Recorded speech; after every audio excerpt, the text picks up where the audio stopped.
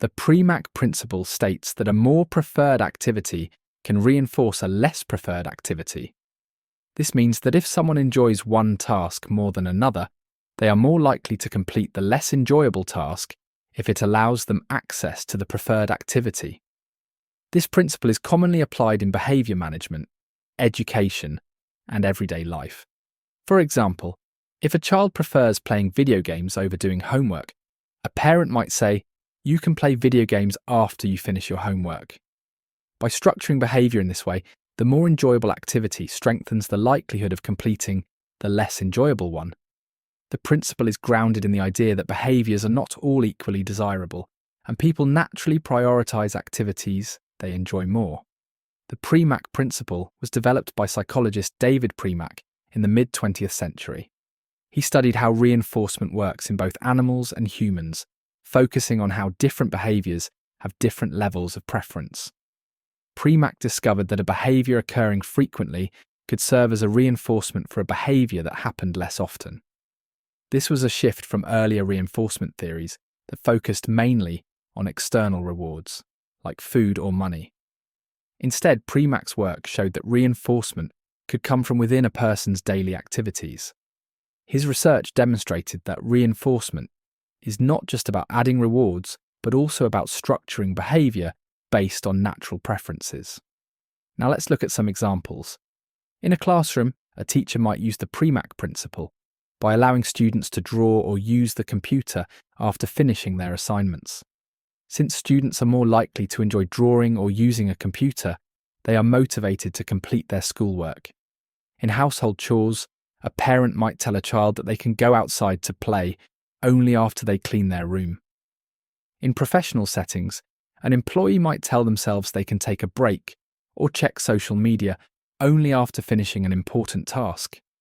In each case, the preferred activity serves as a motivator to complete the less preferred activity, reinforcing positive behavior patterns.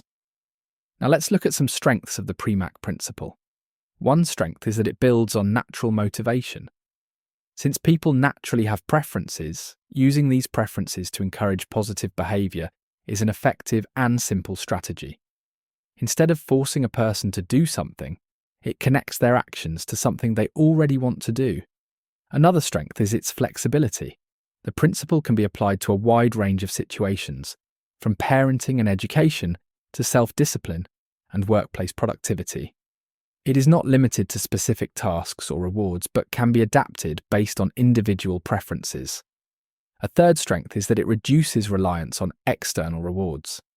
Instead of always needing outside incentives, like money or prizes, people learn to use their own behaviors as reinforcements, making it a sustainable way to shape habits.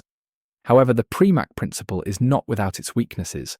One weakness is that it requires clear preferences. If a person does not strongly prefer one activity over another, the principle may not be effective, because the motivation to complete the less preferred task is weak. Another weakness is that it might not work if the preferred activity is not immediately available.